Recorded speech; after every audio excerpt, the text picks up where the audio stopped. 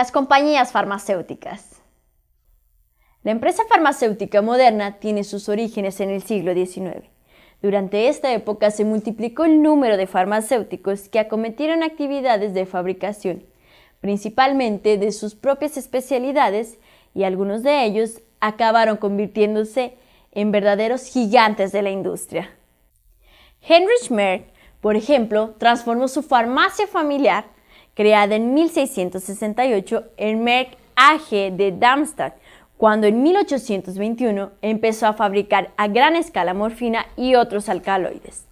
9 años más tarde, John Smith, un droguero de Filadelfia, fundó lo que se convertiría en SmithKline en French.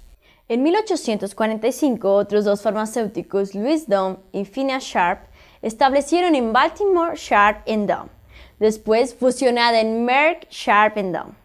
La droguería de Ernest Schering en Berlín se convirtió en Schering AG en 1851.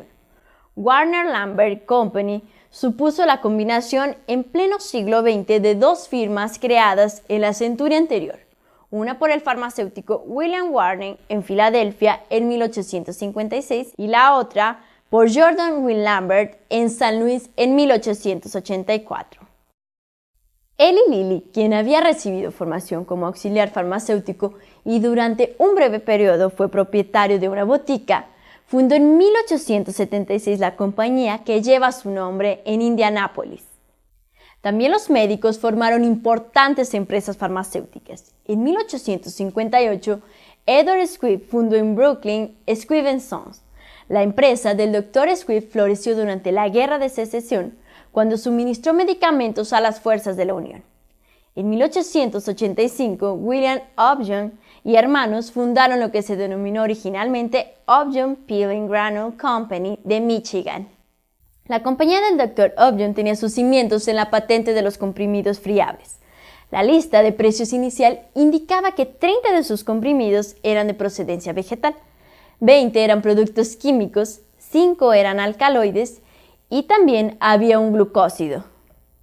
Especialmente en Europa, algunas de las principales empresas farmacéuticas modernas nacieron como colaterales de la industria química y colorantes. A pesar de que uno de sus fundadores, Etienne Poulenc, era farmacéutico, la firma Ron Poulenc comenzó en 1858 en una planta que fabricaba productos químicos refinados.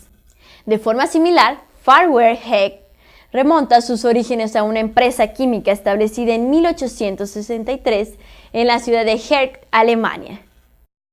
Sandoz Chemical Works empezó en 1886 como fábrica de materias colorantes en Suiza. Charles Pfizer, un joven químico alemán que se había exiliado tras las revueltas europeas de 1848, fundó la compañía que llevaba su nombre en Brooklyn en 1849. En esa misma línea, Siva comenzó en 1859 con una pequeña planta de tintes para seda en la ciudad de Basilea y en 1884 se convirtió en sociedad anónima con un capital de 2,5 millones de francos suizos. Merck & Company, la rama norteamericana de Merck, que se había independizado durante la Primera Guerra Mundial, empezó a producir sustancias químicas refinadas en Nueva Jersey en 1899.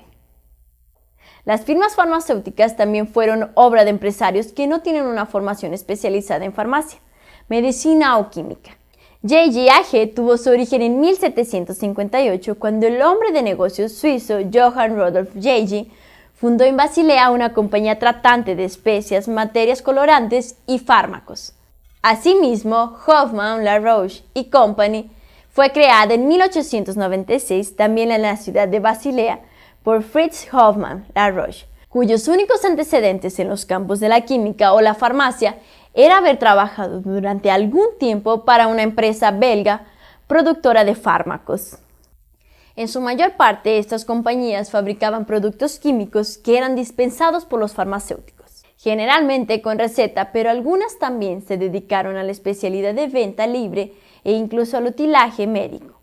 Otros fabricantes de renombre que aparecieron durante el siglo XIX fueron Johnson & Johnson de Nueva Jersey, creado en 1886, Boots Pure Drugs Company de Londres, fundado en 1877, y Bristol Myers, en la actualidad Bristol Myers Squibb, que surgió en 1887 en Nueva York. En México tenemos también ejemplos sobresalientes como Laboratorios Silanes, Laboratorios Bustillos y específicamente en el occidente del país Laboratorios PISA, Laboratorios Ultra, Maver y Rimsa, entre otros, que han formado parte de la cultura farmacéutica en la región.